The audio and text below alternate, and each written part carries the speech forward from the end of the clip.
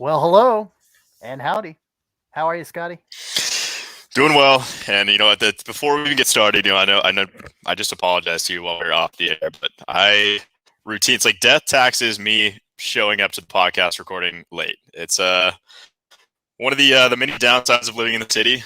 Just trying to get anywhere, and 5 o'clock traffic is an absolute nightmare. It took me about 30 minutes to travel 4 miles, and I should have known better. So I am always, I would say probably 95% of the time late to these podcasts, and CC could probably attest to that. And it's usually like not as egregious as this time. I was like, yeah, I'll be ready to go by 5 o'clock. Like, I'm not worried about it at all. And yeah, like right at about 4 p.m., I was like, I can already tell I'm probably going to be late. I told him 15 minutes, and I ended up being about 40 minutes late. So my apologies, but we're here now. The heart rate's calmed down a little bit, and we're ready to go. Well, and I'll say this, Scott. Usually, I know this. We've worked together long enough, over a year now. We've worked together in the podcast industry, and I know better because I always offer, 5 o'clock? Well, not 5:30 or 5:30, between 5:30 and 6, because you always give me that half-hour buffer, and I always defer to the latter. I say, so we'll go at 6, and you'll go, yes. Whatever I say, just add like 15 minutes. That's what I was telling CC too before we started recording. I was like, if I ever say 5 p.m. ever again, just know it's not going to be 5. Just say 5:30. Right. But well, that's right. We're here now.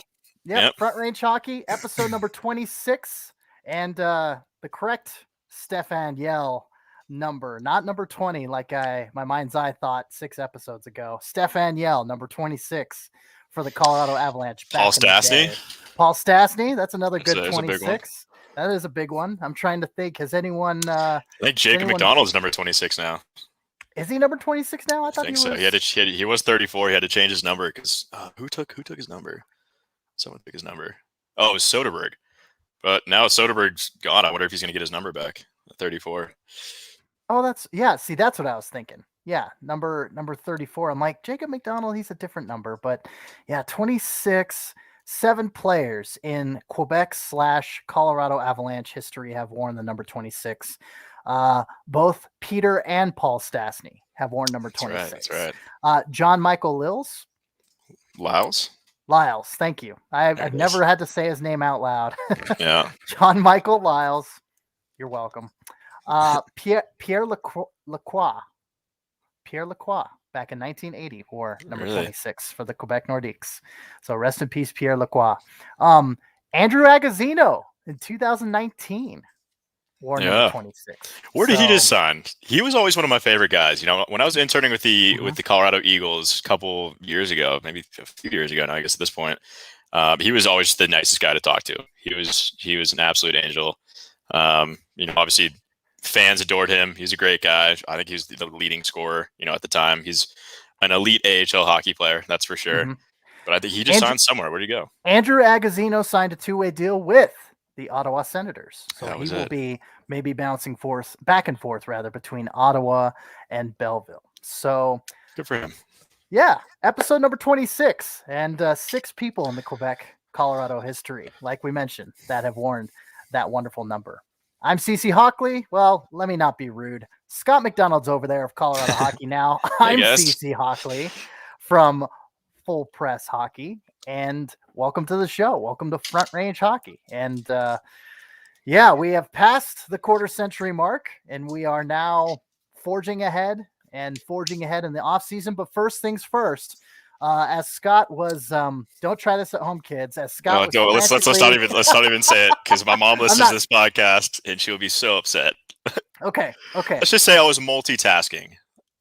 Right. Okay. So, breaking news right before we went live on the air: the Avalanche signing a proper third pairing defenseman, bringing in from the New Jersey Devils. Longtime Columbus Blue Jackets defenseman Ryan Murray coming to the Colorado Avalanche on a 1-year, 2-way contract worth $2 million. That leaves the Avalanche with $2.3 million and some change left in the salary cap. No more Thomas Tata. Sorry. I hope that makes you happy, Avs fans, because it has been, wow.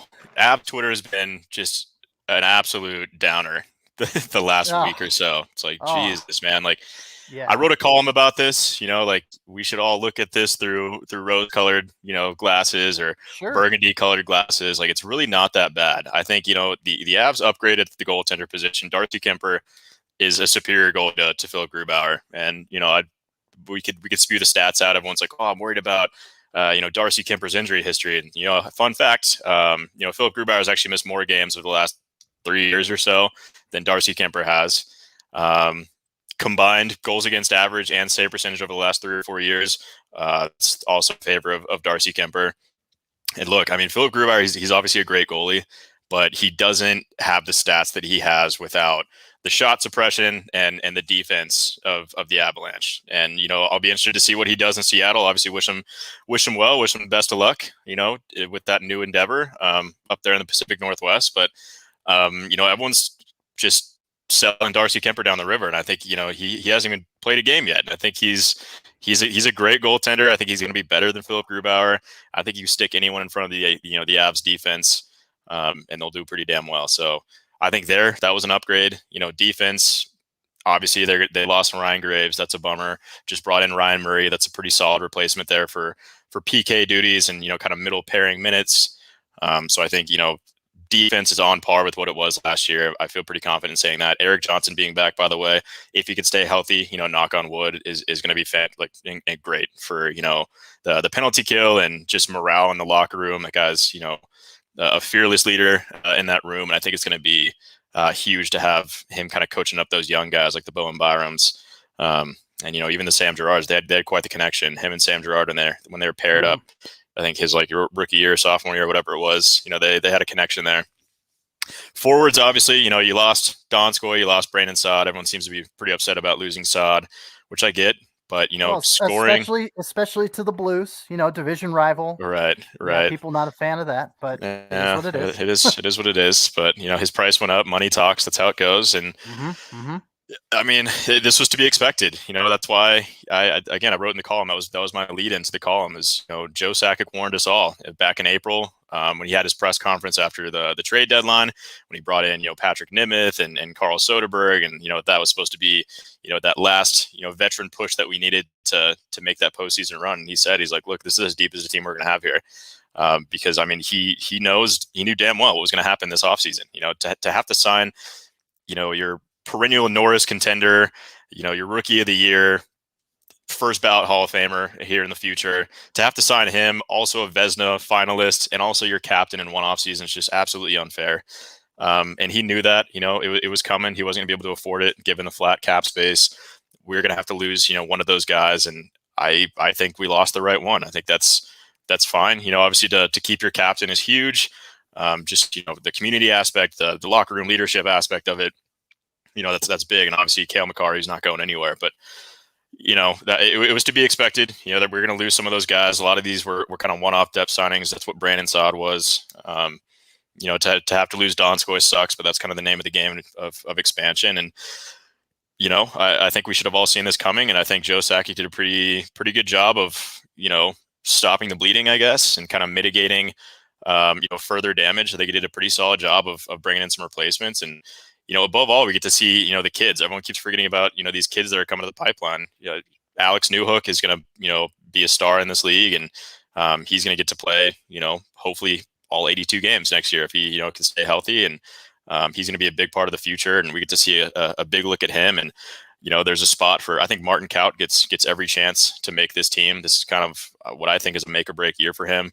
Everyone's been just, all up in my mentions, and, everyone's always asking, like, where's Martin Kaut, former first round pick, what's his deal? Like, I think, he's coming. I think this is going to be his year to prove that. Logan O'Connor, my boy, I mean, he's going to be a full timer. That's great. I love the addition of Darren Helm. I think he's a solid veteran presence on that fourth line who knows how to win.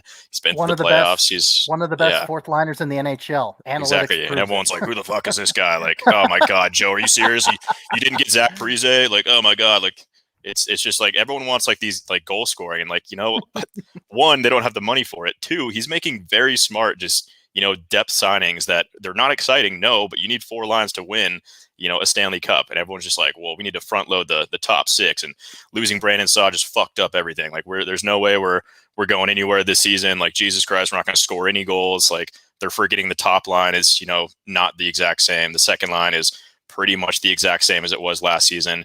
Yeah, that third line, you know, maybe that's where there's a question mark there on the wing, but, you know, I think that's where Alex Newhook slots somewhere in that middle 6, and, you know, I think put him with the right guys, I think he's scoring, you know, 20 goals next year, and I'm confident in saying that. And it's all doom and gloom, and it's like, Jesus, you know, before we go running for cover when the sky's falling down, like, let's look at it from the 30,000 foot view. Let's, you know, put everything into perspective and let's breathe, you know, like, let's look at this through rose colored glasses. You know, it's the world's a lot prettier place when you do that. And, you know, to put things in perspective, I think is important for a lot of Avs fans. And I've been disappointed in Avs Twitter, you know, the last week or so. It's like, they're just, you know, ready to give up on this team. And I ran a poll that got like 1,000 votes because I'm going to write a story on it.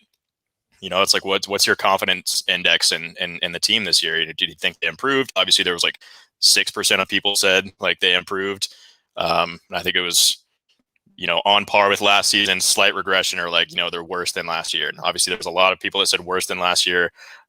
I think 60% said there was like definite regression, but I really don't see it that way. And, you know, I had them like comment. I got 100 comments on, you know, why. Like, tell me what your answer was and then why. Like, what is your biggest question mark heading into the season? And 95% was depth scoring. Darcy Kuemper sucks.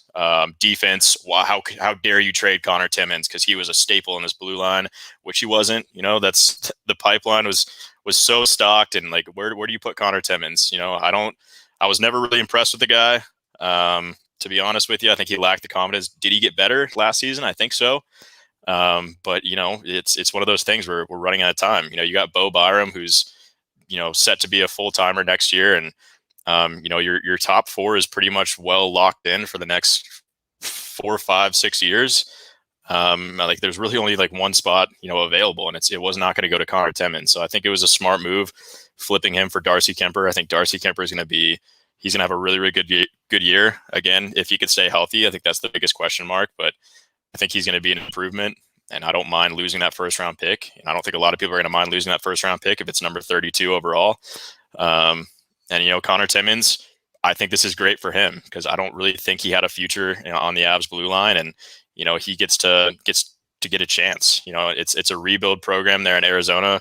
They just shipped off their captain to Vancouver, and, you know, they're kind of in the middle of a rebuild, but he can be a staple in the top 4, I think, for Arizona. So good for him. He's going to get to play some minutes, and I think we should all be excited about that. And apologies for this tangent, but I had to get that out there because, again, my mentions have been, wow, yikes, just a lot going on. I had to get all that out there, cover all my bases. It's not that bad. I think if you look at it from a different perspective, again, the 30,000 foot view, high level, it's really not bad. I think Joe Sakic did, you know, a solid job of replacing some of the guys he lost. Yes, maybe do we see 15 goals fewer than we saw last season? Yeah, we probably do, but that's okay because, you know, the Avs over the last 3 or 4 years have been one of the most high octane offensive teams. Goal scoring's never been an issue for them. So I don't really know why people are worried. You know, it's like, I'm sorry, Joe Sakic didn't, you know, pull off a trade to get Connor McDavid on the team, or, you know, didn't go after Sidney Crosby this offseason. Jesus, just burn it down. Let's rebuild. Last season was our only chance. Now we're fucked, like, moving forward. But that's not even the case. You know, the championship window is it's still open. You know, your top 6 lines are they're looking good. You know, they're locked in for a good amount of time now. Your top 4D are locked in for a good amount of time now. You're pretty set, at least this year, in the goaltender position, and I really don't think there's anything to worry about. So breathe, relax. Yes.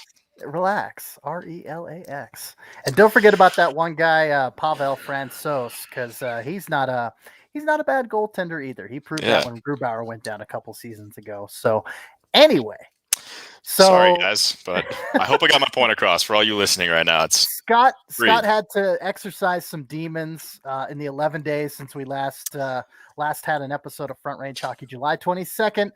Now it's August 2nd, 2021. So Scott had to get that off his chest. First 15 minutes, little bit of cleansing, little bit of woo-saw going on with Mr. McDonald. I waited for this because you only get 140 characters. I don't even know what it is. 200 characters now on Twitter. So 256. But who's counting? Yeah, exactly. I don't pay attention. All I know is it's not enough. I always have to spend multiple minutes trying to shorten it, but whatever. Sure.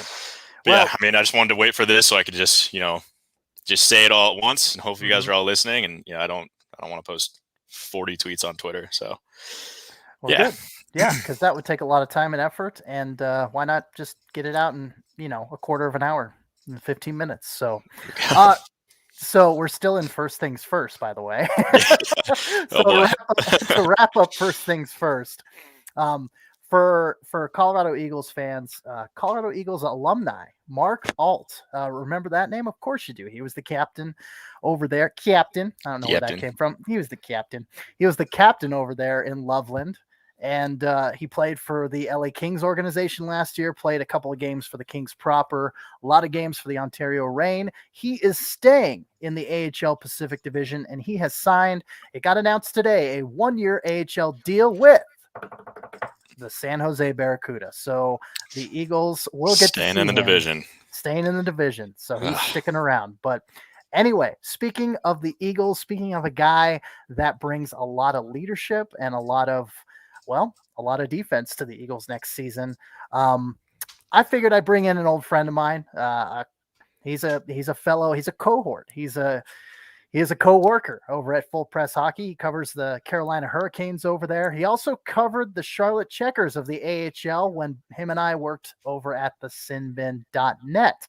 So without further ado, let's bring in to discuss one of the Avs' newest additions on a two-way deal. Will likely be playing a good amount of time over there in Loveland, Mr. Joseph Wills. Joseph, welcome to the program. Hey, good evening, guys. What's up, Joseph? Good evening.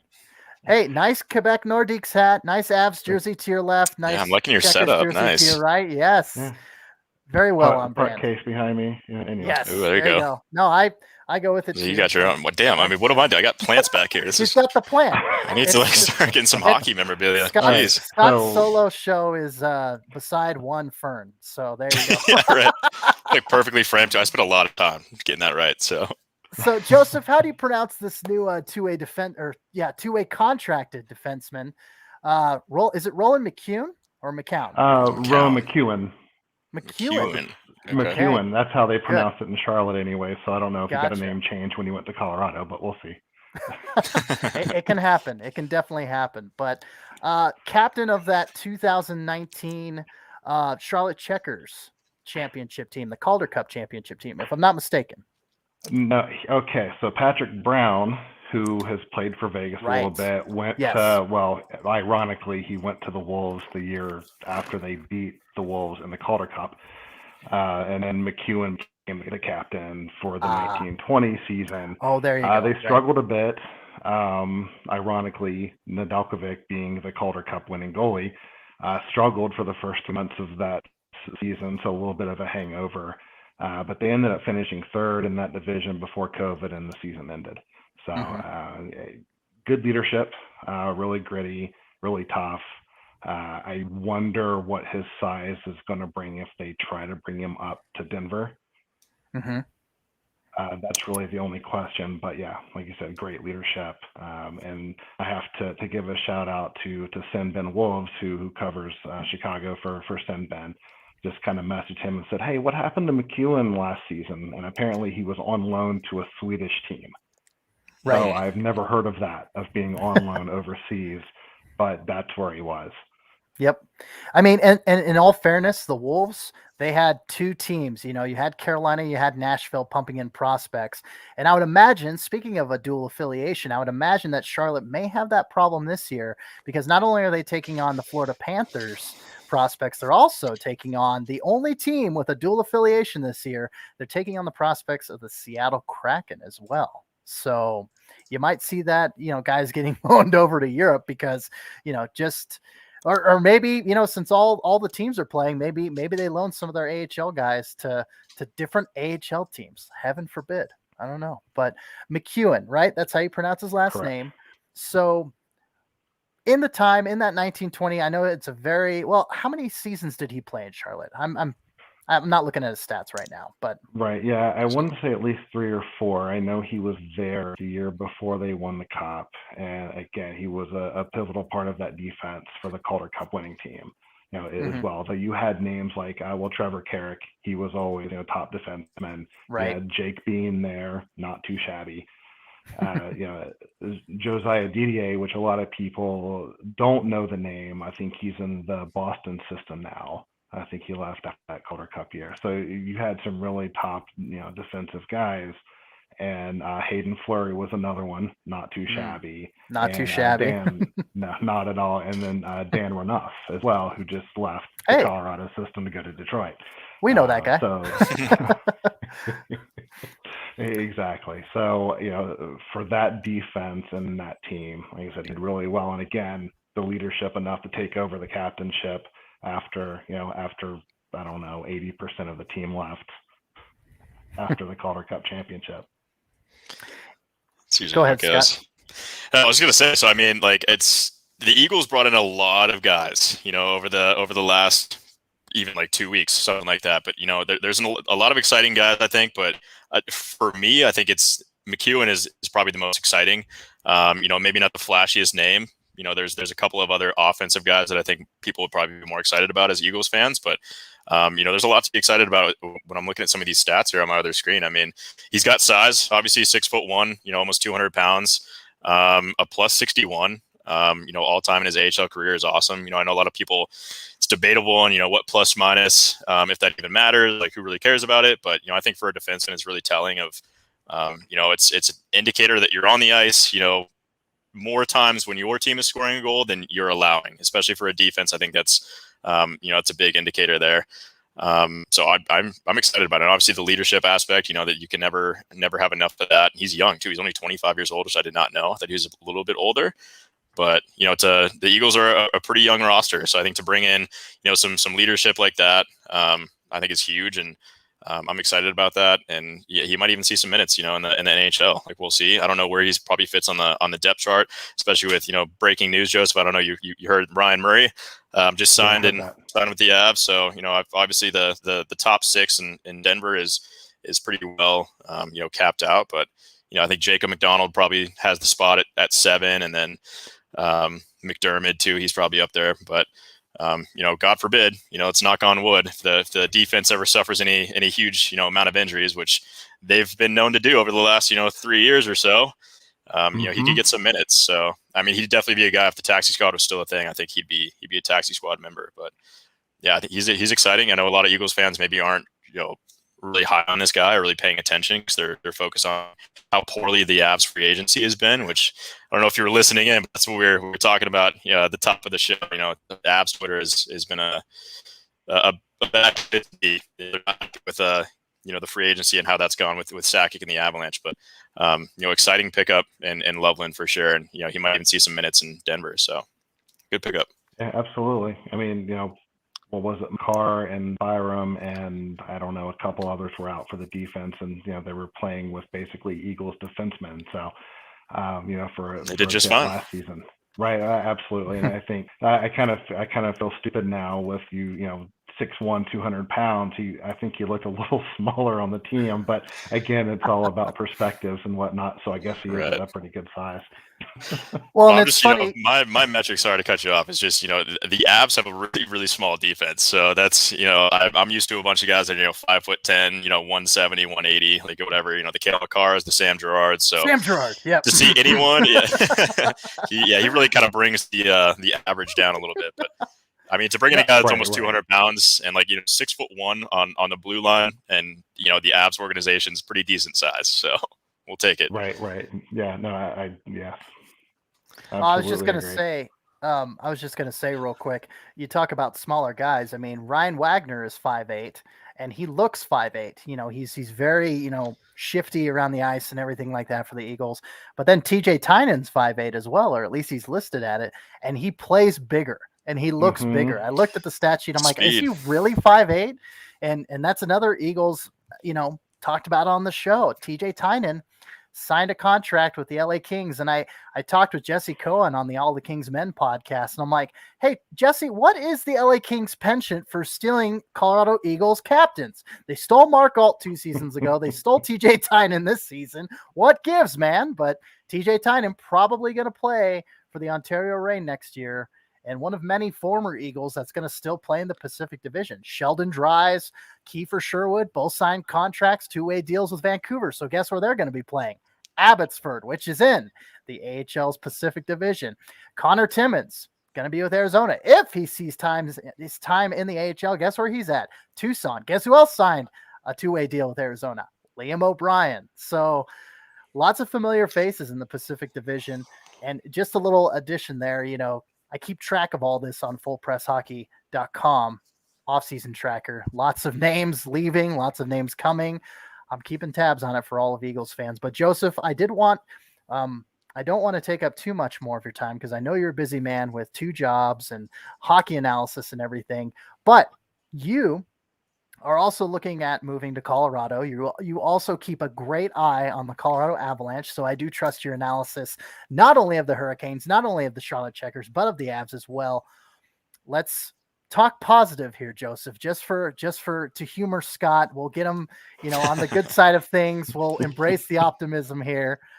Joseph, what is one of the best, or at least maybe a handful? What are some of the picks, some of the free agent pickups rather, that the Avalanche have made that you like, that you are like, hey, that was a good job by Joe Sakic? Right. Well, I want to say, listening to Scott's quote unquote rant, no, very, very well said. The Avalanche Twitter is gloom and doom. It always is. I also think maybe last year, and this is not going to be a popular take, but I think the expectations were a little too high last year from the fan base. There was no way they were going to beat Tampa Bay if they went to the final. That just admit it, they were not going to beat Tampa Bay. It's the kiss of death being named a favorite. Yeah. Well, absolutely, and winning the President's Trophy on top of that. It doesn't fare very well. But no, this offseason, though, Kuemper was very nice. And then, of course, I think all of us laughed out loud when we heard the Grubauer news and the contract. And I mean, come on, Ron Francis should know better than that. Yeah, I mean, he was a GM before Waddell came in. Right. So, that was pretty funny, about the Grubauer thing. I like the Darren Helm signing, even though he was from Detroit. So, I think that bitterness is still there, as far removed as it is. I like those 2 moves. I hated to see Ryan Graves go, plus minus. He took a step back last season, but he was still a pretty good part of the defense. I think those were the 2 bigger moves. Hate to focus on all the ones that they lost, but Kuemper, I think, is going to hold that team together. Yeah, the acquisition of Kuemper. I've always liked Darcy Kuemper, even when he played for Minnesota. Don't crucify me, Avs fans, but I've always liked Darcy Kuemper's play. And when he hasn't been injured, he's been a solid netminder. He's been a solid goaltender. And to add, he put up better numbers than Phillip Grubauer. The defense was never in the top 10 in Arizona. So that's telling as well. You put a decent defense in front of him, imagine what he can do. Look, we're not even that far removed from. Go ahead. Oh, no, I was just going to say, so is Johansson going to end up being the backup? Is that what it looks like, or is it going to be Francouz? No, it'll be Francouz. Yeah, for sure. I mean, if he can stay healthy. Joe Sakic said that he should be, ready to go. I think he's probably ready to go right now, and he's doing some off-season training. But I assume he's going to be your backup. But yeah, Johansson, he's got to be number 3, which hold your breath on that one. I don't know if he's a guy, but I mean, Jesus, I mean, even the Avs defense is what people keep forgetting about is, that's what made Grubauer look, probably a little bit better than he actually is. is the shot suppression, of the Avs defense, which, was kind of led by Ryan Graves. He was pretty elite at that. So losing that kind of, hurts a little bit. But yeah, I mean, you look at the defense, that Kuemper had in front of him, and, we're not far removed at all from, I guess it would have been the bubble playoffs of, 2020, early 2020, when Darcy Kuemper, stole a couple games in that series against the Avalanche. And he had, whatever was in front of him in Arizona, and he's a fantastic goalie. I think people keep, forgetting about that. And I think they're a little worried about his injury history, which, is fair. But, again, Grubauer has missed more games, over the last few years than Kuemper. And, I think most recently had that MCL strain, which happened in Denver. Darcy Kuemper did. So, that's not something to play with. So hopefully that's, recovered well, and, he's ready to go. But I'm feeling good about that signing. I think it's a definite upgrade. And, defense, losing Graves sucks, but, it was going to happen either to Seattle or, get some assets back, which I think, was a smart move by Joe Sakic, because, he knew he couldn't protect Ryan Graves, and the Kraken are going to take him for free. So, may as well go trade him, get a second round pick out of it, get a fourth line center too, and Maltsev. So I think that was smart, but I'm feeling good about the Ryan Murray, signing. I think that's a pretty fair comparison. I think would be, Ryan Graves is, a perfect step in, would be Murray, kind of that plays the same minutes, plays second line PK, and can kind of do all the same things. So, hopefully that's a decent enough replacement, I guess, for that hole. But yeah, losing Graves for sure is a bummer. But yeah, defense, goaltending, I'm feeling good about it. Nothing to hang your head on, Avs fans. Right. No, absolutely. And one thing that I remind people with Grubauer, and everyone says, oh, well, he led the Capitals into the playoffs. It was because Holtby was going on a cold streak. And people don't remember the Capitals lost those first two games against Columbus where Grubauer started. Holtby took over and they never looked back. Yeah. So, Grubauer has had a history of falling flat in the playoffs. And I think the Vegas series, at least the last couple of games, kind of showed that. Yeah.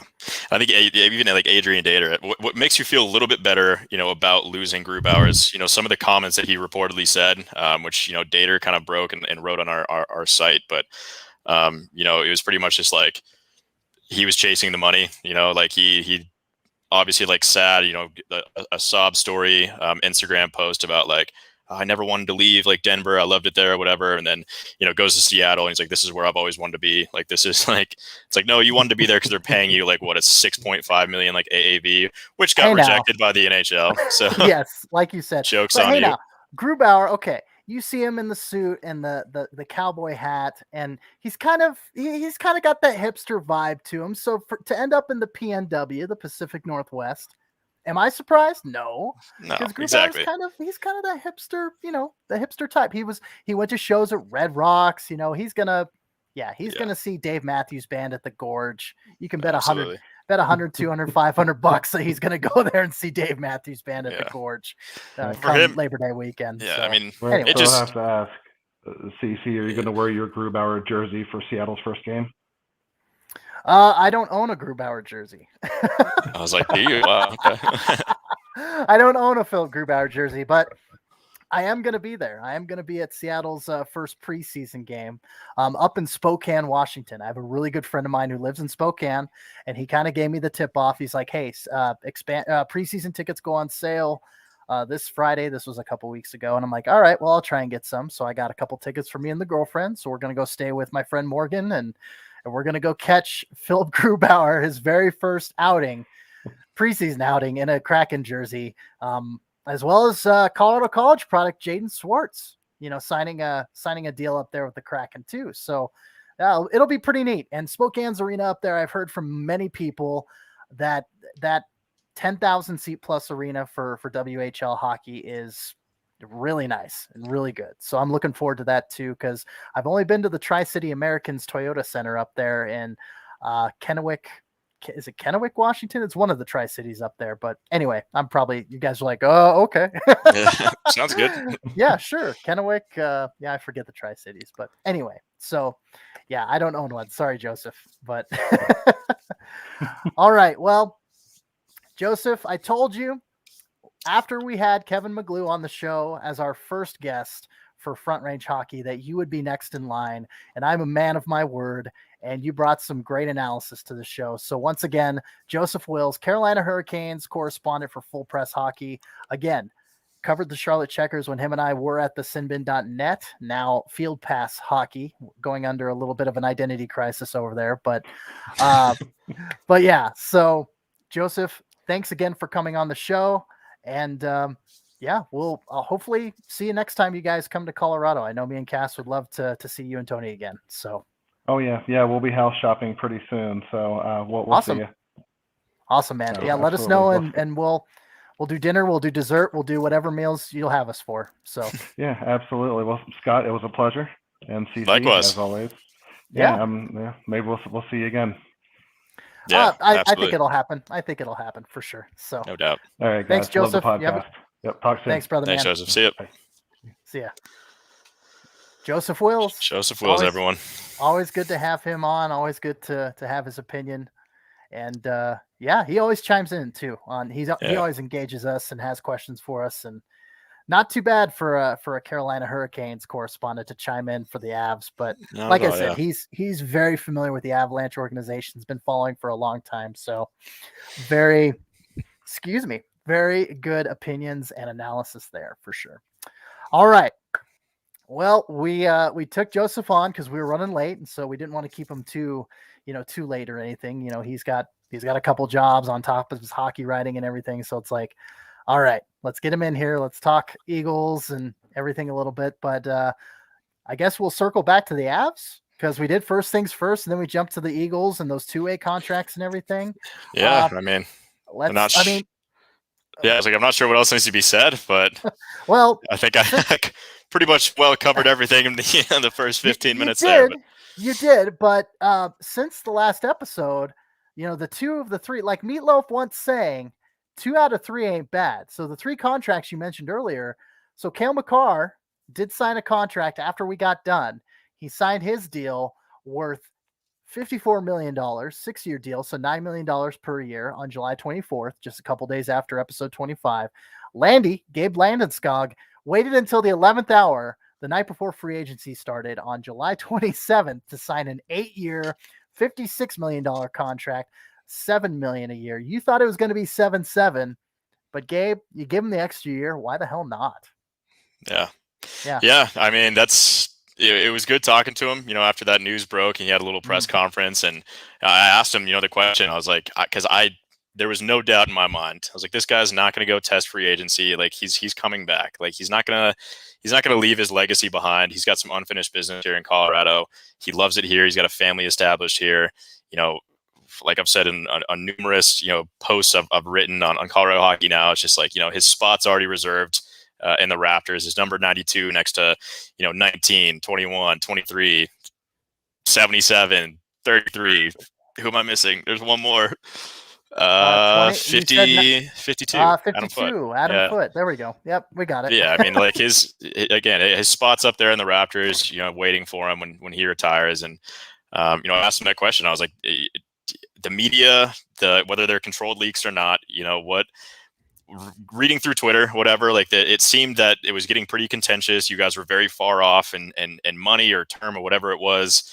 Again, whether it's through these controlled leaks through, the St. Louis media, or your agent, or was it ever that bad? Was there ever a doubt in your mind that this deal was not going to get done and you were actually in some serious trouble with, leaving the organization? And he's like, no, I mean, this is, even when Seattle was talking to him back when they had exclusive rights, when, he was left unprotected. And he even said too, when he was left unprotected, someone asked that, and he's like, I would have done the same thing. That makes sense. Cause again, being, the leader he is, and the unselfish leader that he is, he said, he's like, if they would have protected me and I'm unsigned, there's some uncertainty there. It would have left, another one of our guys, exposed. And I would have rather it been me. Cause honestly, he was never going to leave. So, right. It just made sense for him to be unprotected. And he's like, me and Joe had that conversation. I was totally cool with it. I would have done the same thing if I was a GM. anyway, all but that drama for nothing. And scene. yeah, exactly. So Seattle had their little window from like the 18th to the 21st before free agency opened up, and he's like, yeah, it was like super awkward by then. Like he's like, we were pretty much like ready to sign papers in Denver like between then. So he kind of kept the people waiting, a little bit, and like they got it done literally. He had to sign by 10 p.m. Mountain Time on the 20. What was it? The 28th? No, 27th going 27th going into free agency. Yeah. To get the max 8-year deal. If you would have waited after that, the max you can get from either the Avalanche or any other team is 7 years. And he's like, I was always going to sign that because all I wanted was, the 8th year. He's like, I want to retire an Avs player. It was always my dream. And he told a cool story too. When I asked him that question, he's like, growing up in Sweden, he's like, I had, a couple posters in my room of the Avs 96 and 2001 Stanley Cup winning teams. Like he was, somewhat of an Avs fan back then. I know he's, obviously a Peter Forsberg supporter. Sure. So, that was a cool story. He's like, it was always my dream to be in one of those pictures, holding the Stanley Cup, wearing the burgundy and blue, wearing the Avs jersey. And I got unfinished business. He's like, we haven't accomplished anything here, and I want to retire an Avs player. My family's here. We got work to do, and I'm excited to be here. And then, Joe Sakic confirmed later that, I guess they had a conversation. I think he's retiring. So I know it's only like 8 years, and Gabe's what, 27, 28? How old is he now? 28. He's like 28. Is 28. Yes. So yeah, this will only take him till, he's 36, and, you could argue that he could sign another contract after that, but, I don't know if he will, but yeah, Joe Sakic's like, he's going to retire an Av. That's always been the plan, and they're on the same page there. So yeah, good deal. 8 more years for your captain at $7 million a year is it's right where I thought it was going to be, and it's not bad at all. Same thing with Cale Makar too. $9 million for, again, a perennial Norris candidate, a first ballot future Hall of Famer. Your proverbial just prototypical top line defensemen, they're hard to come by, and to lock them in at $9 million, is awesome. Especially when you look at, what San Jose is paying Erik Karlsson, like $11.5 million, like a year for, whatever he's doing. Yeah. So, or who was it? Zach Werenski that got paid out, $9.5 million a year was exactly.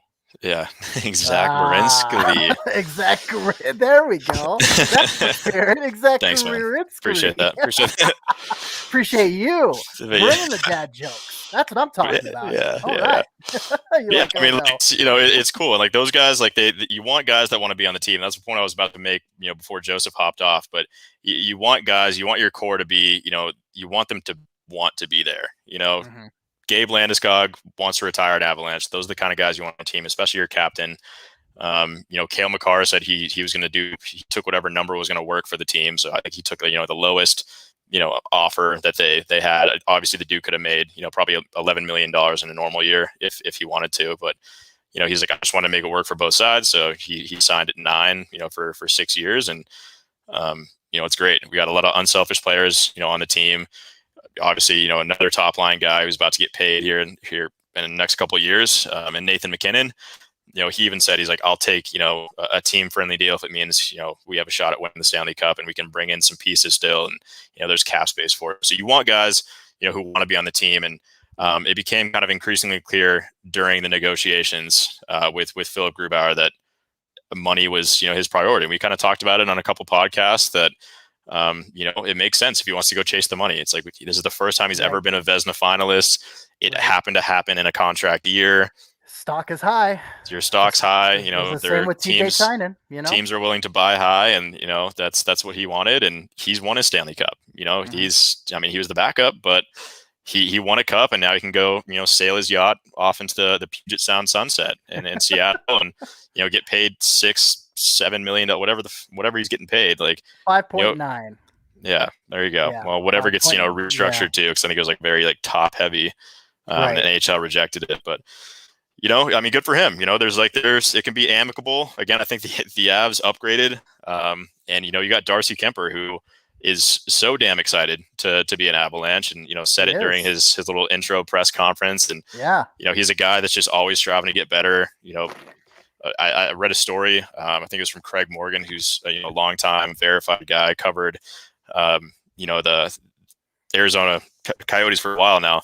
And he's like, he's the guy that's, last to leave the ice. He's in the gym, late at night trying to get better. And those are the kind of guys that, you want on your team. And it's exciting to have a core that, wants to win and is willing to take team friendly deals when necessary. And it's an exciting time to be an Avs fan. And that's, we'll circle back to the point that I was trying to make, the first 15 minutes of the podcast. Like it's not all doom and gloom. You log on to Twitter and you would think it is. You think the sky's falling down in Denver and, this team's going to finish bottom 5 in the league next season. And that's not the case. I think we're to see, just as good of a team, I'll even say, if not better, I truly do feel that. I think the defense is on par with what they were. Goaltending is improved.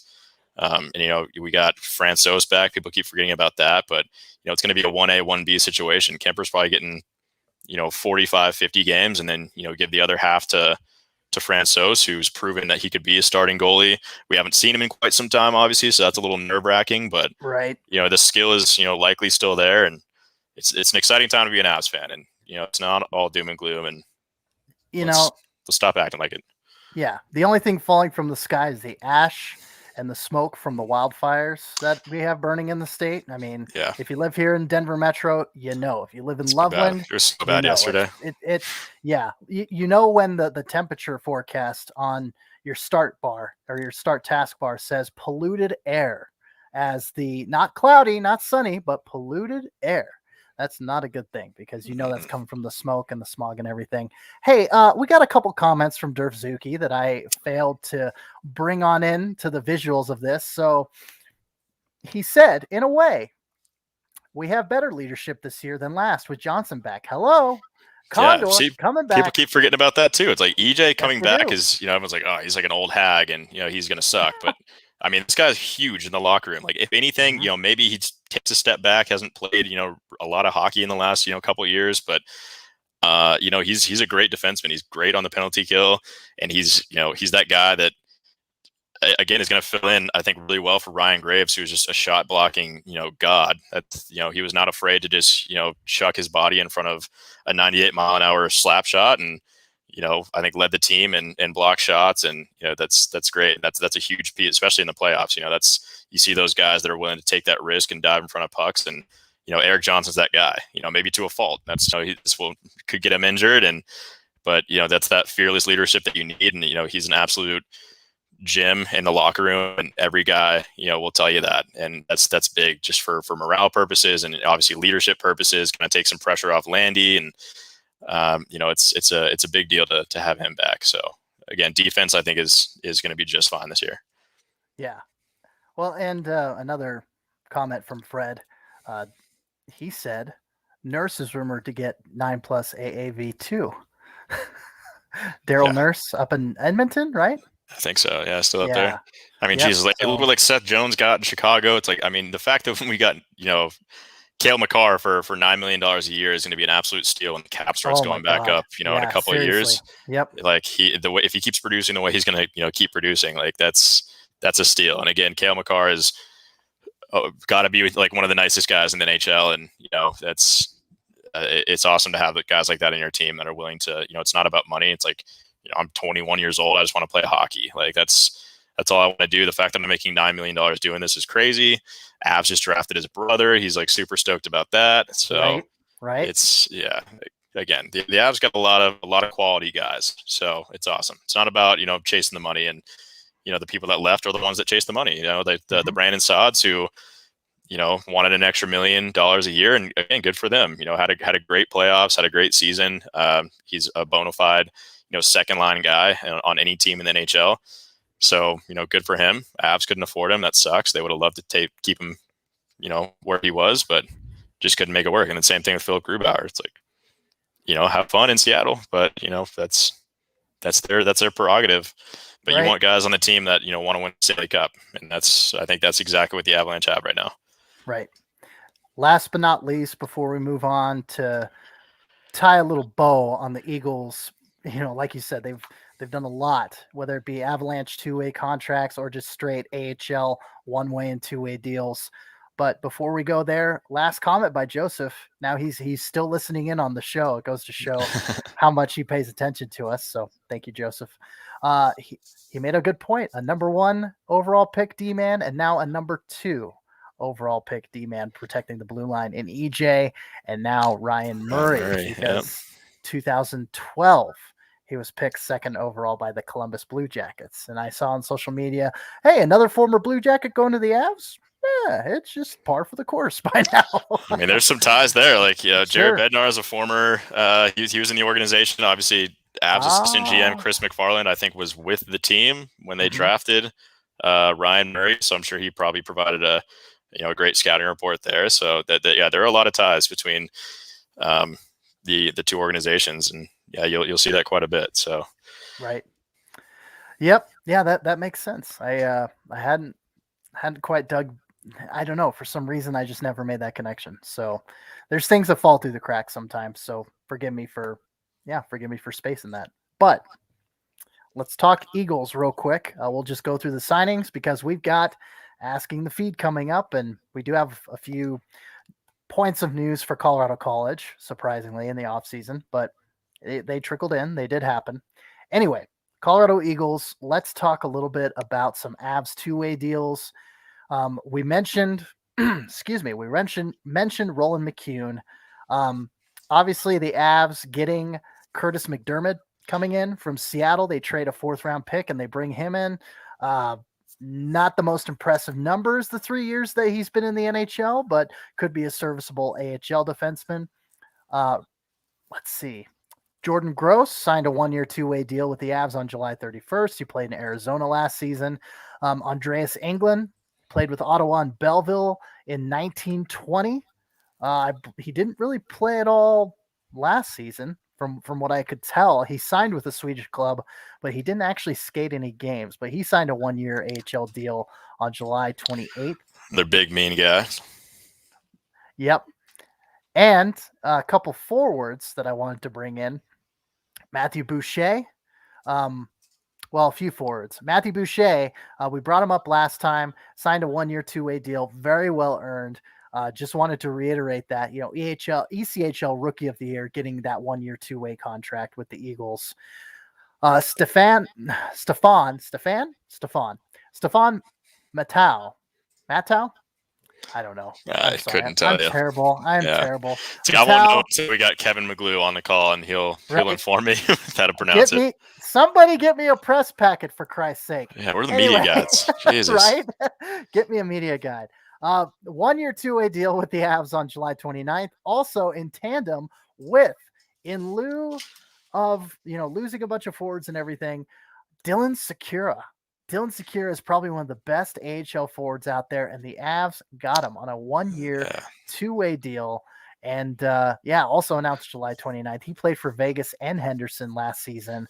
Played the playoffs. Avs fans should be familiar with Sakura. I think he played a few games in the series against the Avalanche and did some depth damage, if you will. He did. So I think it's probably the most exciting pick. But like I was telling Joseph, that's going to be the one that people are focused on. But I think the McEwen choice is going to be, or signing is going to be a great deal. But everyone's probably focused on Sakura, and rightfully so. He's great on the offensive side of things, but McEwen, I think long term is going to be a great buyout. Let's talk departures real quick. I mentioned a number of those guys in the conversation with Joseph, but again, Sheldon Dries and Kyle Burrows signing 2-way deals with Vancouver on July 28th during the big free agent day. Liam O'Brien, I mentioned him signing with Arizona on July 28th as well. TJ Tynan signing on July 28th with the Kings. And then you've got Connor Timmins, his signing rights getting traded to Arizona on July 28th. And Dan Renouf, as you mentioned, Scott, signing a 1-year 2-way deal with where he started his whole professional career with the Detroit Red Wings organization. Mm-hmm. And someone we haven't mentioned, Adam Warner. He signed with the Calgary Flames organization on July 28th, 1-year 2-way deal. So everybody I just mentioned, aside from Dan Renouf, are potentially playing in the AHL Pacific Division next season. Pacific Division is a incestuous place. I'll tell you that. There's a lot of a lot of swapping of significant others, I guess, if you will, as far as the Wild signings go, West. which is a bummer, but also it's cool because you get to see those guys, and again, like I had touched on Agazino and his signing, and Belleville, one of the greatest guys to talk to, with the Eagles, and then Mark Alt's up there too. I mean, what an incredible guy! Won, humanitarian of the year, whatever that award is for like the AHL, not too long ago while he was with the Eagles, and he's just a great guy, great in the community, and absolute captain material. That's what he was, when he was in Colorado, and he's a bona fide leader, and I know we all miss him, but now we get to play him. Yeah. Yep. And again, with the comments, Dursuki reminding us number 4 overall with Cal Makar. So 1, 2, and 4. So we're getting 3 next year. Yeah, not too shabby. Top 5 picks over the course of the NHL draft. Not all in the same year, of course, but Joseph Wills, again, Matt Calvert, Columbus Blue Jackets, another guy, of course, that came over from the Blue Jackets, and Dursuki, of course, being our resident Canadian listener, Matto. There we go. And thanks, yes, Fred. Thank you, Fred, because I'm not French Canadian. Spanish, if anything, is a second language to me. So I'm trying. I'm learning. Thank you for your graciousness and your patience and correcting us where we're wrong. That's for sure. But all right. So a couple more things. Another guy heading north of the border is Alex Fortan. I think I may have brought him up. He signed a 1-year, 2-way deal with Laval. So he may be seen in Trois-Rivières next season with the Lions in the ECHL. So, and Michael Vecchione is still a restricted free agent, or unrestricted free agent rather. Travis Barron, unrestricted free agent. Charlie Gerard, Ty Lewis, an unrestricted free agent. Both Barron and Lewis not given qualifying offers by the Avs on July 26th. But the one guy who hasn't been signed yet, but was given a qualifying offer, Dennis Gilbert. Solid defenseman for the Eagles last season, was given a qualifying offer, but nothing announced yet. Brett Lernout, unrestricted free agent at the AHL level. Peter Tischke, same thing. And Peyton Jones, who was on an Avs contract last year, an unrestricted free agent as well. So, yeah, that's a lot of Eagles that are still free agents, or former Eagles rather. And speaking of former Eagles, I did want to bring this up real quick. I know I'm kind of focusing a little on that as we approach the hour mark, but we've got some questions coming up, and a lot of them have been answered, especially with the Ryan Murray signing, but we'll get to that here in a second. I did want to bring up, and I have brought this up on social media, but Trois-Rivières over in the ECHL is kind of getting the band back together. Remember Sean St. Amand from the ECHL Colorado Eagles, their Kelly Cup winning team? He's going to be playing over in the Montreal organization. You've also got Julien Nantel going over there, another familiar name for Eagles fans. Yeah.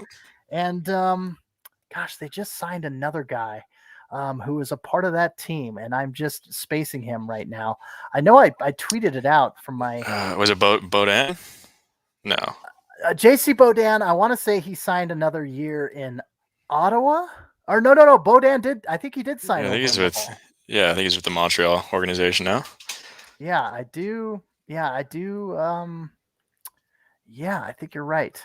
But yeah, I mean, there was 7 or 8 Quebecois on that Eagles Kelly Cup roster that are getting the band back together in Trois-Rivières. So, now I got to go through my tweets and see. I'm sorry. I think you are. I think JC Baudin did. My brain is fried with all of that. I know Montreal has like so many. It's like, I mean, they're obviously scouting, in Colorado.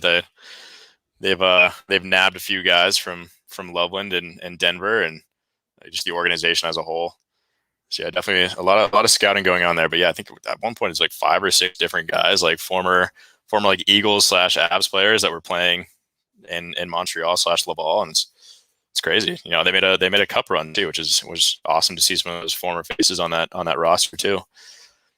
Yeah, it was JC Baudin. You were right, and gosh, I mean, Ben Chariot, Brett Kulak, Alex Belzile, Alex Fortan, Sean St. Amand, and Julien Nantel, and all of them are former Colorado Eagles. whether at the AHL or the ECHL level, that have now joined the Montreal Canadiens organization. So kind of an interesting little pipeline there. There you go, for sure. All right. Well, thank you for indulging me and, getting in the time machine to go back to the ECHL days for the Eagles a little bit there. And Colorado College news real quick. Cristiano Versich, heading over to the University of St. Thomas, did not play last season, but he played for Colorado College in 17-18, 18-19, and 19-20. July 29th, it was announced he is not coming back to CC. He will be over at the University of St. Thomas, like I mentioned. And Ethan Strachey, we'll say Strachey. Ethan Strachey committed to Colorado College for the 22-23 season today, August 2nd. So, that's good that you got a guy coming in, or August 1st, actually, but you got a guy coming in and replacing. It's not a one-for-one deal, one-for-one trade by any means, but at least you've got some incoming kids when others are leaving. So, again, slow off season in regards to collegiate signings, just the way of how it's that time of the year. It's that time of the year for sure. Speaking of time, it is time to ask the feed. It is time to gauge the opinion and questions of the people at large, not just here in the Denver metro area, but at large that are fans of Front Range hockey and the teams that make up the area we cover. So, without further ado, let's get started asking the feed. Final segment of the program. And let's see, what question do we want to do first? Yeah, like you said, we covered probably a healthy amount of them, I think. Yeah. Just inadvertently, which we usually do, but right. Fuzzy Dunlop at Dunlop069. I mean, he was asking, where do you see the Avs adding some much-needed defensive help 3 hours ago? McDermott can't be the answer with his history. McDonald is a nice player, but Bednar wouldn't use him in the playoffs over Nemeth. A trade or a cheap vet? I guess they went the route of the cheap vet with Ryan Murray. Sure did. Yeah, I mean, obviously that's going to be your depth right there, that Ryan Murray signing. To be honest, I wasn't expecting it. Yeah, I thought they spent what little cap they had left on, taking a gamble on a middle six forward, to help kind of supplement some of the loss there, and with Brandon Saad and Donskoy. But they went in defense, and I know Sakic said it in multiple press conferences in the past, after the trade deadline and last off season, and you can never have too much defense. That's a slogan he lives by, and it's defense wins championships. There's a lot of trite cliches that are out there with relation to the defense, and it's huge. It's important, especially in NHL. Like the playoff teams are the defense first, the physical kinds. Look at Dallas, a couple years ago, shitty offense, like awful offense, but one of the best just stingy defenses in the league. They took Tampa Bay to 6 games, a couple years ago, and you look at the teams that make deep runs, and they're big, strong, defensive, physical teams. But it's so, I guess, superficial is the word, and that's kind of what frustrates me about Avs Twitter and all that stuff. Was everyone wants the exciting bow under the Christmas tree, like every single off season, whether it's through trade deadline or unrestricted free agency, stuff like that. They always want their team to go after the big name guys, and it's just it's a business, and that's not how it works. And everyone wants those guys, and it's just not it's just not how it works. I think he's made smart moves. They're not exciting by any means, but they're important nonetheless. So again, it's very superficial. Don't want to go for like the offense. So I think Fuzzy Dunlop, he's right on. I guess we'll go through some of these questions after this, but a lot of them are like, who are we going to get for top 6 help? And or do you see any taking a flyer on Tatar? And no, I think if anything, maybe it's a bit of a surprise that they signed a defensive guy, but yeah, I think it's smart, long term. And also want to touch on another point that Fuzzy makes, and everyone's handed on McDermott. I've gotten various DMs from people that have covered him, and everyone's sleeping on this guy. I mean, he's possession numbers, analytics, whatever you want to call it, are not great, but he's that guy that's going to stick up for your teammates, which I'm not even going to say it. We say it so often. It's just something the Avs miss, and they need very badly. And I was really actually excited about this signing, and Sakic said it during his, UFA wrap-up press conference last week was, he was pretty excited about this guy. Like he's a locker room character. Like, the Avs, like multiple players have already reached out to him. Like they're excited about having this guy, and they've played against him in the past, whether it's in like juniors or when he was at the Kings organization, the few games he's played there. It's like he's a character in the locker room. He's a fun guy to be around, and he's scary. He's that guy that like people, you want him on your team because when McKinnon's on the ice or some of these guys are whoever it might be, he's protecting them. He's not looking at the puck. He's the guy that's whoever's carrying the puck, I'm hunting him down like a heat-seeking missile and going after him. And don't touch any of my guys because you're going to pay the price. And the Avs lack that. And I was excited about McDermott. Obviously, with the signing of Ryan Murray, he probably becomes the 7th D, maybe 8th D behind Jacob McDonald. But Joe also said that he plays some forward too. So not ruling him out of kind of swapping him in and out of defense and like fourth line duties. Apparently that's something he does, but I think he'd be a great character fourth line guy, especially if Maltsev doesn't work out there. But I'm excited about him. A lot of people are hating on him because they're looking at the superficial numbers and this guy doesn't do anything on the ice. His analytics suck, but that's not the point. He was brought in on a very cheap deal to go kick some ass, and that's his job. And Fred, he is a bit of a utility player. You bring up a good point there. Fred said, did I read somewhere that they may even play him on the wing? Yeah, that's what I was just saying. That's what Joe said. Like I didn't know that, but yeah, apparently Joe just told us media that's the thing. Like, so yeah, a lot of people don't know he plays forward too, and like we might use him there. But it sounded like, from what he said last week was like this guy's got a spot on the team. Like the the locker room's excited about him. A lot of guys are excited about him. He's a character got to have in the room. And like we're stoked about him. He plays defense and forward, and like he's going to be in the lineup next year. But it'll be interesting to see where he fits. I'm excited to cover some of these roster battles in training camp because I'm sure there's going to be a couple that are up for grabs, especially if this is it, which I think it might be. There's not a lot of cap space left, but I think this is probably it for signings. So this is your 2020, 21 or is it 21, 22, I guess now? This is your 2021, 22, Colorado Avalanche team, whether you like it or not. And there might be some surprise guys that, get benched, and we'll see. There should be some locker room battles, especially on that, fourth line. And there's some spots up for grabs on defense too, the way I see it. Yeah, it's coming together. I mean, I think what the Avs needed was a shakeup in chemistry. Because, while it looked good on paper and, Brandon Saad was doing his damnedest to help this team, to will this team into a series win or at least a game or two to push it to a series over Vegas. I think just team-wise, there's something about chemistry, especially on those third and fourth lines. I mean, Vegas was running that fourth line, I believe, or third line, like it was their top line. I want to say during that playoff series. So, I mean, you can't quite put your finger on chemistry. So to shake it up a little bit, to have some guys depart, to bring some more guys in, I mean, what can you lose? But why not? Yeah. Next question. Thank you, Fuzzy Dunlop.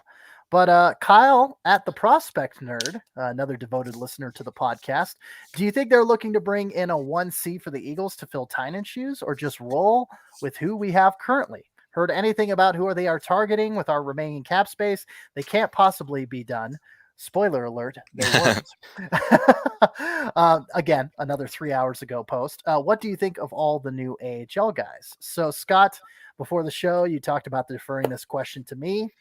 Yeah, you're the Eagles expert. I'll let you do this one. Yeah. Well, thank you, sir. Dylan Secura. I mean, to go out and get a guy like this, he is listed as a winger or a centerman on Cap Friendly. So if you could utilize him like that and put him there as a 1C, I say go for it, because he's got the talent and he's got the skill to be able. He's going to be on that first line no matter what. I mean, quote me on that. Write it down. He's that damn good. And like you said, Scott, he was a depth thorn in the Avalanche's side for Vegas when he was up with them during the playoffs against the Avs. Yeah, like I said. So he's going to do great for the Eagles. He's going to be a good option for a fourth line forward should the Avs have injuries, God forbid, as they often have this season. But yeah, to bring in Dylan Secura, After you probably knew TJ Tynan was going to cash in on that stock being 2021 AHL MVP. Yeah, I like that signing. And I like how the Eagles are going to have a lot of young guys like a Benjamin Tardif. It'll be good to see, Andreas Vingerly, Alex Bocage, to get those guys on this ELCs and to have them with the Eagles, or even have the possibility to send them down to the Utah Grizzlies, to have Matthew Boucher available as a depth forward, kind of like a Griffin Molino that you saw kind of in March 2020 before everything fell to shit. I think it's really, I'm excited about what the Eagles bring. And, with Roland McCune also coming in on defense, Alex Burrows departing. I mean, he was a good defenseman for the Eagles, but Roland McCune, I mean, his leadership and obviously 6'1", 200 pounds. Yeah, I'm excited. And it's going to be interesting to see how the AHL map, shapes out. Mateau, bringing in Mateau from the Columbus, Cleveland organization. And I could go on, but I don't want to. We're already pushing an hour and 10 minutes, and I don't want to make this the longest episode we've ever done, and usurp the last episode we did. So long answer to a short question. I think this year's AHL team is better than last year's. I had high hopes for Dennis Gilbert and Alex Fortan kind of being those more gritty guys and more, but I just feel like if they did have that grit to them, it was kind of downplayed because of the season where there wasn't going to be a Calder Cup playoffs and things like that. I think it was downplayed quite a bit. So Fortan getting an opportunity to sign in the Montreal organization, being a Quebecois himself, just makes sense. So, and Gilbert, to be determined. We'll see. No, I think you're spot on with both those. I mean, I think those are the two most exciting picks. One, it's going to be a top line forward and Sakura. I think that's an exciting one for sure. And then, like I've said numerous times already on this podcast, with between me and you and Joseph and McEwen is going to be a big strong pick, I think. And yeah, I think like you said, the Eagles are a better team this year. A lot of depth signings. Might be the most active free agency we've seen from the Eagles since they've joined the AHL. And I think they're all, rock star picks. And I'll say Andreas England as well is an exciting one, just to bring some muscle and some size to the blue line as well. Is going to be awesome, to help those guys like Justin Barron and Nate Clurman who are down there, Avs prospects that need some tenuring, I guess. And yeah, that's going to be another solid pick, I think. Next question. Thank you, Kyle. Appreciate it, by the way. Let's go to a little bit of a tongue-in-cheek little wink question from Gary Thurner here, at Gary Thurner. Who is the Avs' top goal scorer, Tyson Jost or Nathan MacKinnon? And that's Scott, a question. Yeah, just that's a subtweet at me. I mean, he tweeted at me, but yeah, no, Gary loves to poke fun at me at my what he calls an obsession with Tyson Jost, but it's an appreciation. I think he's a great player. I'm happy to see he re-signed for a couple of years in Denver. Obviously, Nathan MacKinnon is going to lead. He's going to score more goals. I don't know if he's going to lead, but he probably will. But yeah, obviously Nathan MacKinnon. But I think Tyson Jost, we see pretty strong year from him, and I don't know if he's ever going to eclipse 10 goals in an 82 game season. But that's not really his job anymore. It's what he was drafted for. But resumes change a little bit, and duties change, and you find out you're better at some things than others. You go to school, you go to college to be an artist or something, and you end up marketing. So there really is, you never know where you're going to land. You get better at things as you age, and I think he's kind of found his niche on this team as a defensive specialist, and he's literally he's the best defensive forward in the NHL, or at least was about halfway through last season. I don't know what he finished at, but I expect that trajectory to continue, and I'm excited about Jost, and I'll leave it at that. Gary. Hey, I mean, Scott, weren't you saying? We'll bring this up again. Weren't you saying that Jost should be exposed when we first started podcasting? You're like, oh, he had a terrible season in 1920. He should be exposed in the expansion. I hated him. I used to lose followers over the fact that, because Tyson Jost, he's like this cutie pie, like the girls are obsessed with him, and people didn't like the fact that it's this dude kind of sucked. He wasn't great. I don't want to say sucked. That's kind of a gruesome way to put it, but he was not good. He wasn't even really good defensively. Just didn't really have a fit on the team. Even got sent down to the Eagles for a little bit there, just because that's how poorly he was performing, or just not up to snuff. But things change. I didn't like him. I was hoping he'd be exposed. I think a lot of people were with me, but anytime I tweeted anything about our Lord and Savior Tyson Jost, I lost followers. And now it's the opposite, dude. It's literally like now if I tweet anything good about Tyson Jost, even just objective facts, like he just re-signed a $2 million contract, like that's a good signing by the by the Avalanche. Like, oh, boom, there goes 15 followers. Like, Scott, shut up. Like, shut up with Tyson Jost. You're like so obsessed with him.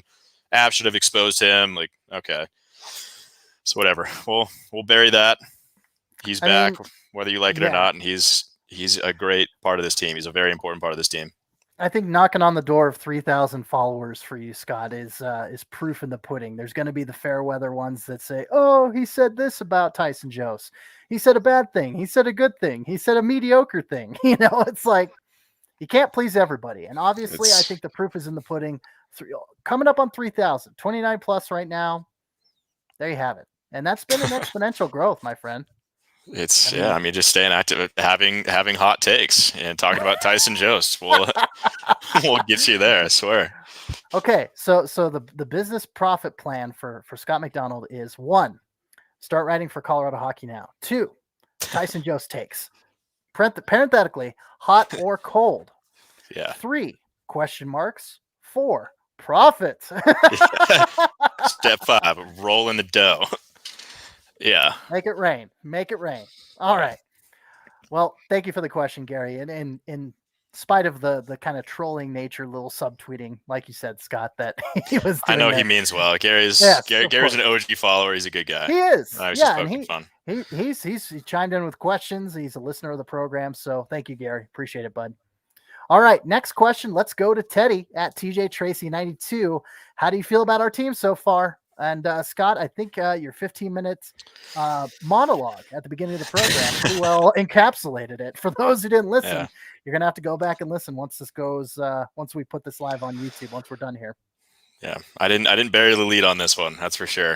Went straight for it. The first 15 minutes poured my heart and my guts out on this one, but I feel good about it. To answer it, and I'll leave it at that. Again, rewind if you wanna listen to the rant again, but. The team is, I think, on par, if not maybe even a little bit better than they were, last year. Yeah. Teddy, thank you always for the questions. Appreciate it. Another devoted listener, another ardent supporter of the podcast. Jeff in Canada, Jeff _in_ Canadian flag emoji at Welchie3319. Kind of already answered this question, but again, 3 hours ago before the Ryan Murray signing, do they add another forward this offseason like a Thomas Tatar? No, unfortunately, unless they're going to do another, just maybe $1 million guy. I'm not ruling it out. And someone commented, maybe it wasn't on this thread, but take a flyer on a guy, a PTO. Yeah, I still, I'm holding out hope that, no one goes for Zach Parise, and maybe it becomes a few weeks before training camp starts. He still doesn't have a home. You're like, want to come try to win a cup in Colorado. Like, it's probably gonna be your best chance as the sun sets on your, long and illustrious career. He's already getting paid. He's already getting paid from Minnesota. Yeah. It's like for $1 million. Come join us, and he'd be a great second line addition there, and obviously the leadership speaks for itself, and I think that would be, again, everyone's like wants the most exciting guy available. That's at this point it's Tatar, and that's I get that, but he's going to be a little bit more expensive, and what the Avs need and lack, and what they've lacked the last 3 years is leadership, and I think Zach Parise could be a guy to to get them there, and the more leaders you have in the locker room, the better, I think. So getting EJ back is obviously big. Signing your captain, and I think bringing in Zach Parise would be huge. But that's totally contingent upon if he stays a free agent, and if that's even something the Avs are interested in. But I don't see why not. For $1 million, like if for 1.5, like why not? That's like as much cap space they have left. Go do it. Yeah, for real. I was just thinking, there's going to be a club that'll pay him $3 or $4 million. just even with him getting paid out the ears from Minnesota for the next Yeah. few years. I mean, that's kind of what was my thought process. But hey, like you said, if training camp comes around and he wants to win a Stanley Cup with a contender, yeah, that'll be interesting. Let's keep an eye on that. We'll see. Yeah. We'll see where he ends up and how much he gets paid and how long. I guess that's a better way to put it for sure. Right. Thank you, Jeff in Canada. Fred, sorry to keep you waiting. Durfzuki at Durfzuki on the Twitters. Fred J. Do you see some of our prospects, if any, making the jump from juniors / university to the AHL or NHL this season? I'm going to say with the CHL rules kind of back in place again for this season. And if you have a full healthy roster, do you really need it? I guess that's a better question. Yeah, that's I guess on the NHL side of things. I mean, like I said at the top of the podcast, I think Martin Kaut's gonna be given every goddamn chance to make this team. I think it's the last year of his ELC, and it's a make or break year for him. Absolutely, I think he becomes trade bait if he doesn't quite make it, and he needs a chance somewhere else. I don't think it's that he lacks the skill, but maybe it's a lack of a fit. Again, drafted pretty high, that 16th overall a few years ago. A lot of people think he's just going to bring, this natural goal scoring ability, because that's anyone drafted in the first round. That's all they're good for. They just score goals, but that's not the case. But he's transformed into, a very, very serviceable bottom six guy who has some great potential. But, the Avs are pretty okay right there right now. But I still think he'll be given some chances, especially with, Maltsev being the new guy coming in. I think it's probably going to be a training camp battle between those two. But yeah, I think Kaut could be the guy. I think we'll probably see, maybe hopefully a couple of games from Shane Bowers in the NHL this year. And yeah, I think it's probably those two guys. It's their year to step up and try to get at least some NHL experience, and maybe if not win a spot. And obviously Newhook, he's going to be a full-time guy, so I'm not counting him on there. I think he's already on the roster. Mm-hmm. But yeah, AHL, I don't know. Again, they're pretty stocked in the AHL right now, and yeah, with the rules in place, which I think they might be trying to do. I think I read that they're maybe trying to backtrack on that a little bit. Yeah, a little bit. I don't know if it goes into play this year or next year or what the deal maybe is, maybe it's next year or something. But yeah, I think they're pretty set for now. So I'm not sure there's going to be any jump up to the AHL level. But yeah. Well, and going back to that 2019 draft, just out of curiosity, I'm like, okay, let's take a look at this, and we might throw in the first few picks of 18 as well. But 4th overall, Bowen Byram. 16th overall, Alex Newhook.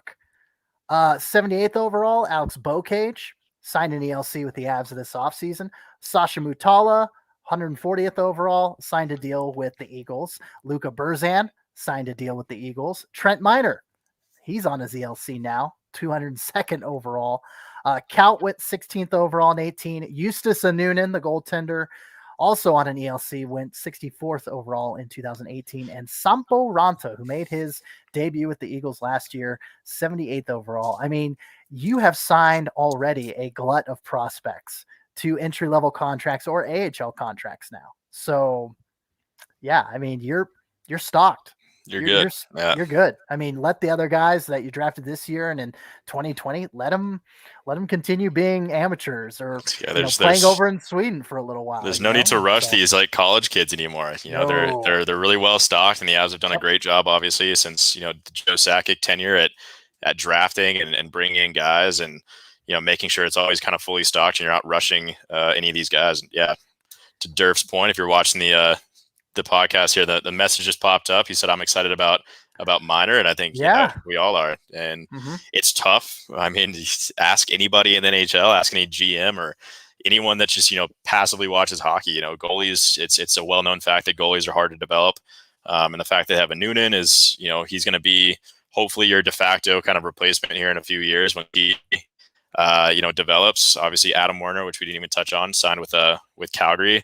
We kind of saw that one coming. He was on the way out, but yeah, it's now a Noonan and Miner. It's those two guys, and I think they're both gonna pan out pretty well. I think, and we can kind of take our time on those guys as well. And it's again notoriously hard to develop these guys. So the fact that the Avs have 2 pretty solid ones that are coming up the pipeline, is awesome. So, yeah. And you have a top 10 AHL goaltender in Hunter Miska.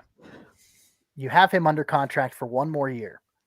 And then you've got Anunen and Trent Miner.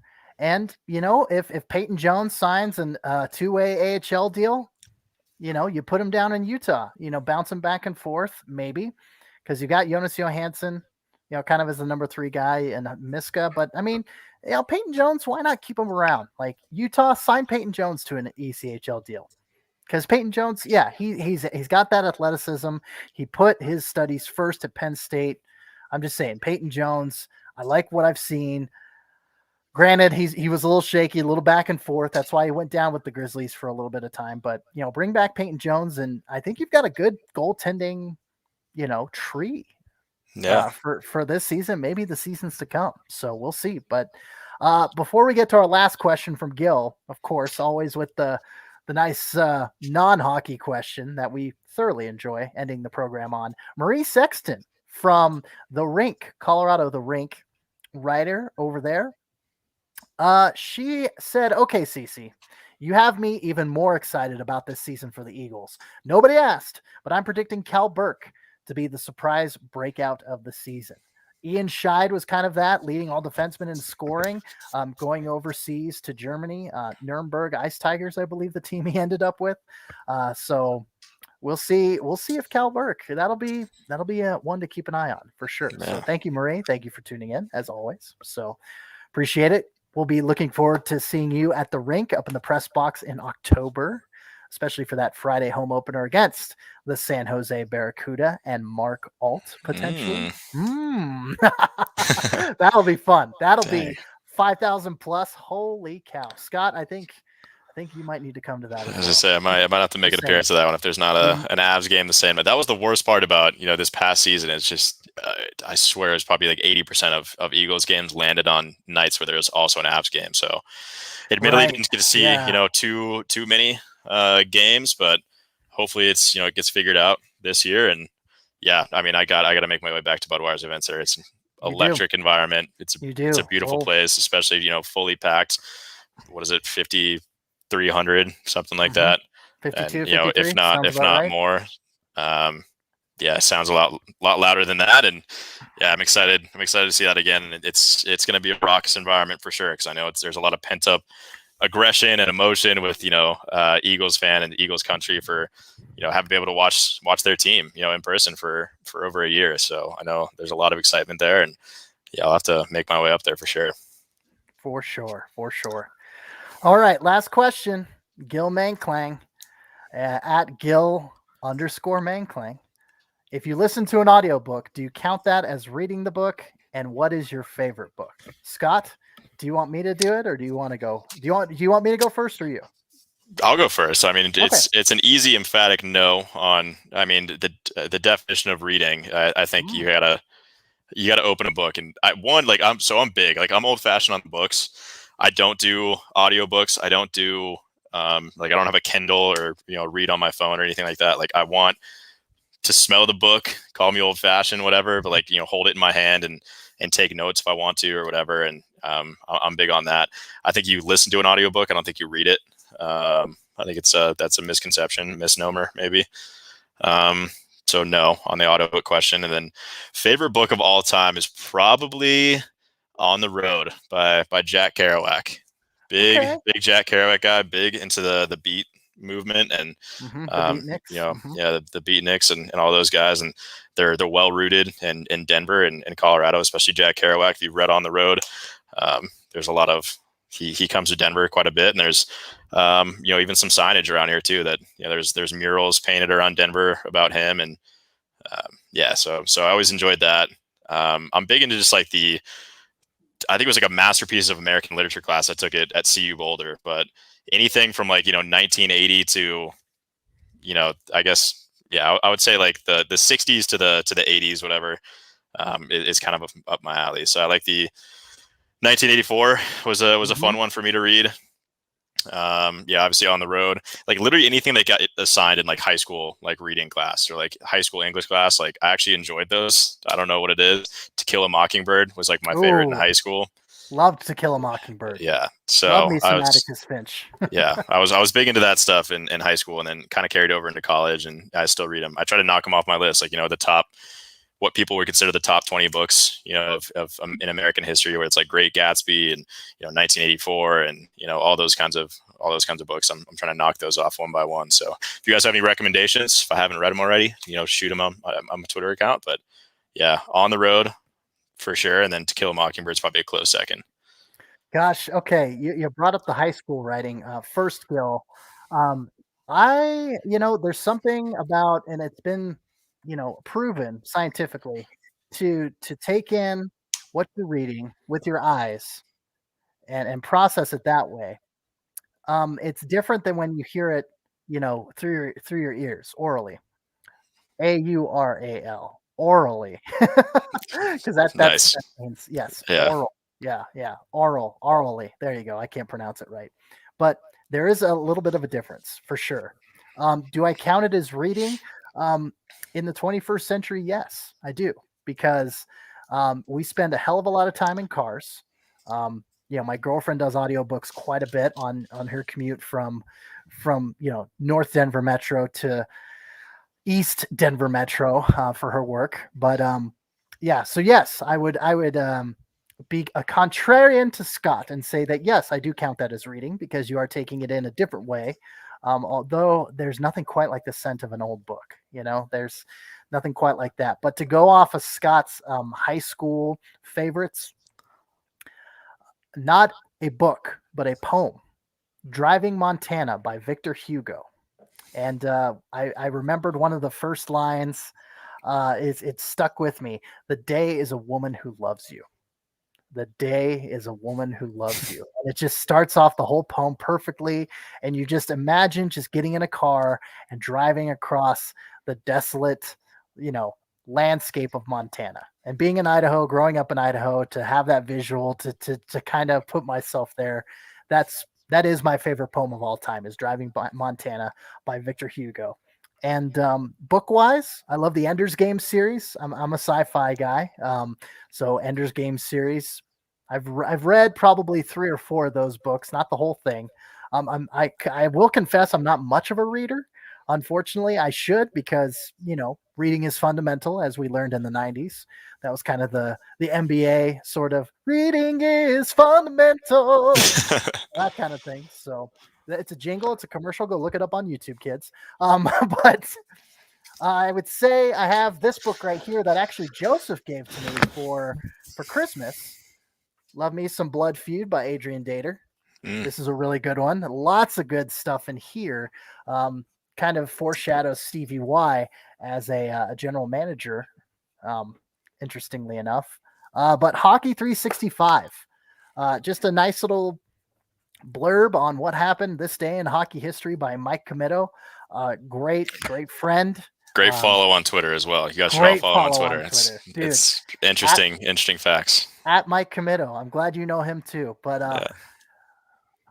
Hockey 365, the second period, coming out very soon as well. So, so Hockey 365 is the book on my nightstand right now. So whenever I want to get some hockey knowledge and fall asleep a little bit, I read about, the 8-point game that so-and-so had on April 8th in 1945 or something like that. So it's very interesting. It's a deep dive on hockey history. And would you look at that? I'm going to do this one too. Yeah. So I'm not going to plug this just because, he's my boss or whatever, but 100 things Avalanche fans should know and do before they die is an absolute must read if you're an Avalanche fan. Like, there are so many, you think you know a lot about the Avalanche. If you haven't read it already, there are just like 100 facts that you would have just zero idea.